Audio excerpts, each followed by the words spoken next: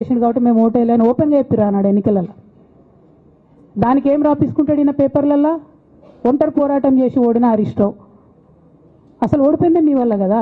మీరు మీడియా మేనేజ్మెంట్లో సూపర్ అలా డౌట్ ఏం లేదు. రామన్న యూట్యూబ్లు మేనేజ్ చేసి నా మెయిన్ స్ట్రీమ్ మీడియా మేనేజ్ చేస్తాడు అంతే, అంతకుమించి వేరే ఏం లేదు. నేను రామన్నని రిక్వెస్ట్ చేస్తున్నా, అన్న మీరు కూడా ఆ స్కిల్ నేర్చుకోండి అన్న. అట్లనే ఈటెల రాజేందర్ గారు ఉప ఎన్నిక దగ్గరుండి హరీష్ అన్న గెలిపిలేదా అండి ఈటెల రాజేందర్ని? ఆనాడు పీసీసీ అధ్యక్షుడిగా ఉండి రేవంత్ రెడ్డి గారు ఏమంటారు, కాంగ్రెస్ పార్టీ ఓడిపోతుంది ఇడా అని చెప్తారు. ఆయన ముందే డిక్లేర్ చేసిండు, ముందే చేతులు ఎత్తేసిండు. హరీష్ అన్న ఆడ పోయి కూర్చొని మరి ఈటెల రాజేందర్ అన్నని గెలిపించొచ్చిండు. ఈ బంధం రేవంత్ రెడ్డి గారిది హరీష్ రావు గారిది అప్పటి నుంచి కొనసాగుతుంది, కొత్త బంధం ఏం కాదు ఇది. నేను కేసీఆర్ గారిని పెద్దల్ని రిక్వెస్ట్ చేసేది ఒకటే, ఈయన చేస్తున్న నక్కజిత్తుల్ని దయచేసి గమనించండి. ఇవాళ నేను బయట పోతా కావచ్చు, నాదేముంది ఉద్యమంలోకి వెళ్ళి వచ్చినా మళ్ళీ ఉద్యమంలోకే పోతా, నాకు భయం ఏముంటుంది, నాకు ఎన్నడూ పదవుల మీద ఆశ లేదు.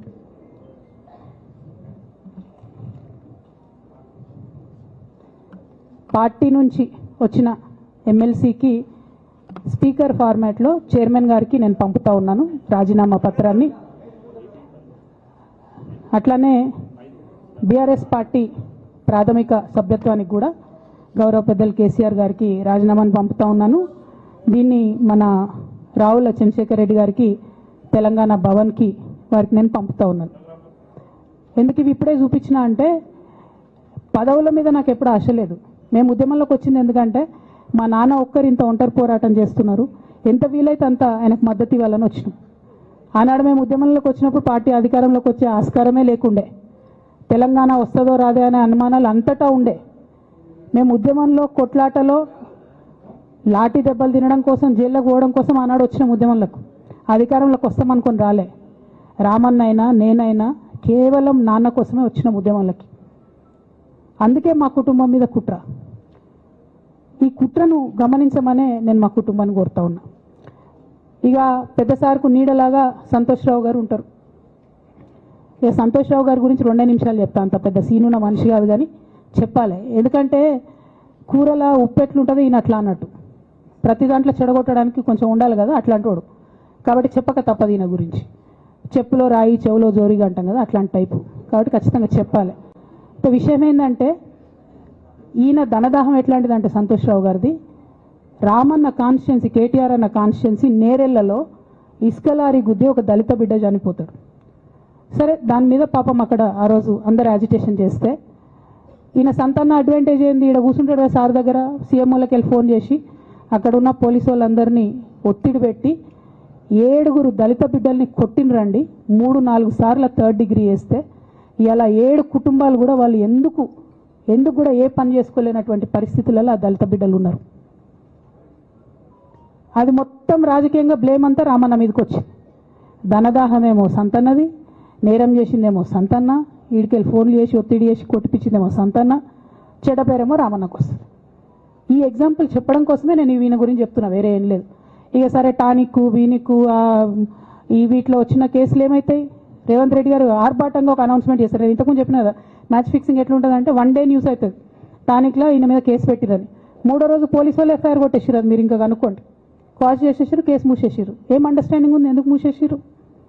At the same time Harithaharam, తెలంగాణకు హరితహారం అని పెద్దలు కేసీఆర్ గారు పెద్ద కళతోని 230 కోట్లు అక్కడ గోబీ డెజర్ట్ల వాళ్ళు చెట్లు పెట్టి చైనాను కాపాడుకున్నారు. మనం అదే స్థాయిలో తెలంగాణను బాగు చేసుకోవాలని పెద్దసారి హరితహారం అని పెడితే, ఈయన దానికి నకిలీ ప్రోగ్రామ్ గ్రీన్ ఇండియా ఛాలెంజ్ అని పెడతాడు.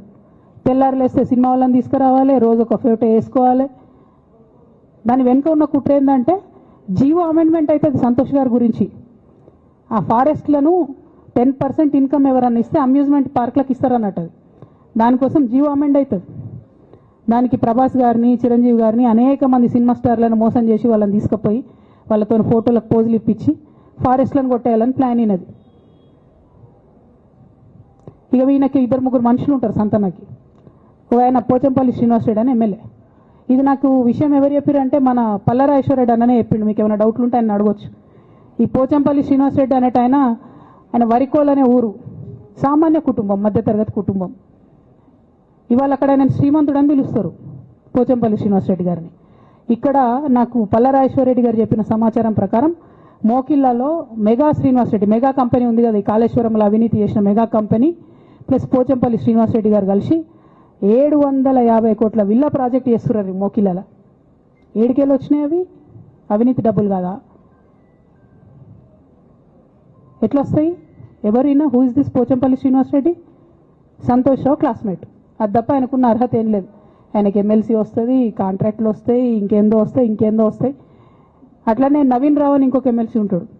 ఆయన డైరెక్ట్గా మా ముఖం పట్టుకొని అందరం కూడా అంటాడు, నాకు ఎమ్మెల్సీ ఇచ్చింది కేసీఆర్ గారైనా నాకు దేవుడు సంతోషం అంటాడు ఆయన. నిన్న మొన్న వాళ్ళ ఫాదర్ని పట్టుకున్నారు పేకాటల. ఏమైంది కేసు?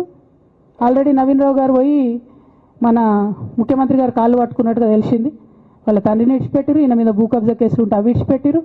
అంటే ఓ పక్క సంతోష్ రావు గ్యాంగు, ఇంకో పక్క హరీష్ రావు గ్యాంగు 100కు 100% రేవంత్ రెడ్డి గారితో, ఇక్కడున్న కాంగ్రెస్ ప్రభుత్వంతో, అవసరమైన సందర్భంలో పైనున్న బీజేపీతోని వాళ్ళు కోఆర్డినేషన్లో ఉండి బీఆర్ఎస్ పార్టీకి జలగల్లాగా పట్టి పీడుస్తున్నారు. నిరంతరం బీఆర్ఎస్ పార్టీకి నష్టం చేస్తున్నారు.